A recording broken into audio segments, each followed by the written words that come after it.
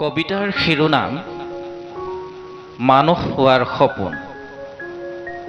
ৰচনা অনন্ত কুমাৰ ভূঞা, আবৃত্তি হেমন্ত ওজা। মই মানুহ হোৱাৰ সপোন দেখিছিলোঁ।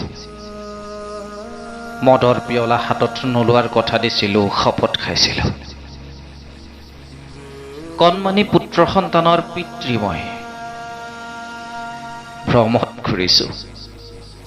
শব্দবিহীন মৌনতা মোৰ, সকলো কথাতে অন্যমনস্ক মই।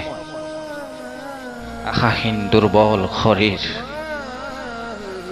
কিন্তু এটা কথাও ৰাখিব নোৱাৰিলোঁ। চুলাই ভাটিলৈ সদায় অহা যোৱা কৰি থাকিলোঁ। নাযাওঁ বুলি ভাবিলেও মনে টানি লৈ যায়। দুস্বপ্নৰ পৰা পৰিত্ৰাণ লাভৰ এক সমিধান যেন লাগে। নিজক ফাঁকি দিছোঁ। চুলাই ভাটিত কম পইচাত মদ খাইছোঁ। ভাল লাগে, অন্য কথা মনলৈ নাহে।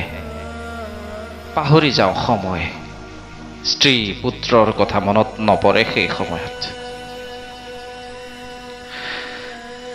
ঘৰত মোক পইচা নিদিয়ে। ময়েই একমাত্ৰ সন্তান, ময়েই পঢ়া শুনা কৰা একমাত্ৰ পুত্ৰ। ময়েই চাকৰি কৰিব পৰা সামৰ্থ্যৱান শিক্ষিত ডেকা। জীৱন গঢ়াৰ সপোন আছিল, কিয় স্বপ্ন ভংগ হ'ল? আজি পেটটো বৰকৈ বিষাইছে, নাকে মুখে তেজ ওলাইছে। কোনেও নজনাকৈ চিকিৎসালয়লৈ দৌৰি আহিলোঁ। ডাক্তৰক কি ক'লো একো মনত নাই।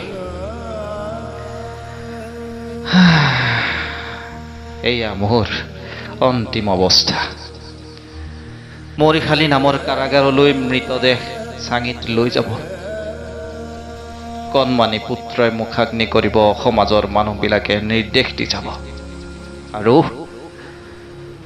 মাতৃ পুত্ৰৰ হৃদয়ৰ ৰচুপনি কোনেও নেদেখিব। জীৱনৰ স্বপ্ন এনেদৰেই শেষ হ'ব। মানুহ হোৱাৰ সপোন স্তব্ধ হ'ব।